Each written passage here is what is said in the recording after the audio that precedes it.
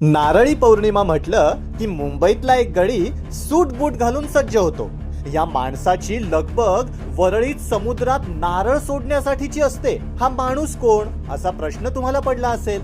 हा माणूस म्हणजे दुसरा तिसरा कोणी नाही, तो म्हणजे आदित्य उद्धव ठाकरे, वरळीचे आमदार. यांची एक गोष्ट म्हणजे एरवी या वरळीकडे ढुंकूनही बघायला त्यांना वेळ नसतो. मात्र वरळी कोळीवाड्यात सण उत्सव आले की ही स्वारी तातडीनं हजर होते.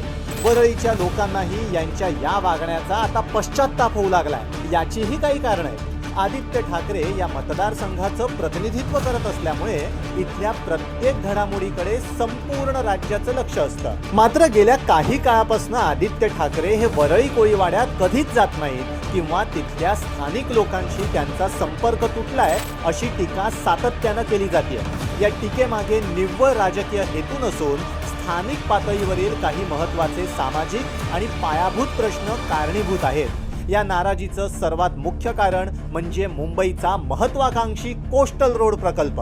या प्रकल्पाच्या उभारणी दरम्यान वरळी कोळीवाड्यातील मच्छीमार बांधवांमध्ये प्रचंड असंतोष निर्माण झाला होता. समुद्रात उभारण्यात येणाऱ्या पुलांच्या खांबांमधलं अंतर कमी असल्यामुळे मच्छीमारांच्या बोटींना ये जा करणं कठीण झालं होतं, ज्यामुळे त्यांच्या पिढ्यानपिढ्या चालत आलेल्या रोजगारावर संकट आलं होतं. महाविकास आघाडी सरकारच्या काळात कोळी बांधवांनी आपल्या मागण्या मांडण्यासाठी अनेकदा प्रयत्न केले, पण तत्कालीन सत्ताधाऱ्यांकडनं आणि स्थानिक आमदारांकडनं त्यांच्या या गंभीर समस्येकडे पुरेसं लक्ष दिलं गेलं नाही.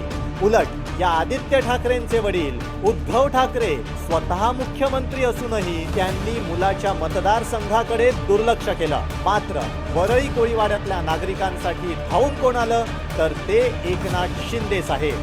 ते मुख्यमंत्री झाले आणि त्यांनी लागलीच कोस्टल रोडच्या 2 खांबांमधील अंतर 60 मीटरवरनं 160 मीटर करून घेतलं. त्यांनी अत्यंत वेगवान पद्धतीनं हा निर्णय घेतल्यानं वरळी कोळीवाड्यातील कोळी नागरिकांचा रोजगार वाचला. पण याच घटनेमुळे आदित्य ठाकरे आणि उद्धव ठाकरेंनी आपलं काम केलं नसल्याचं कोळी बांधवांच्या लक्षात आलं. कारण जे एकनाथ शिंदे साहेब मुख्यमंत्रीपदी असताना करू शकतात ते उद्धव ठाकरे मुख्यमंत्रीपदी असताना झालेलं नव्हतं. इतका फरक स्पष्ट झाल्यानं कोळीवाड्यातील नागरिक आदित्य ठाकरेंवर नाराज झाले.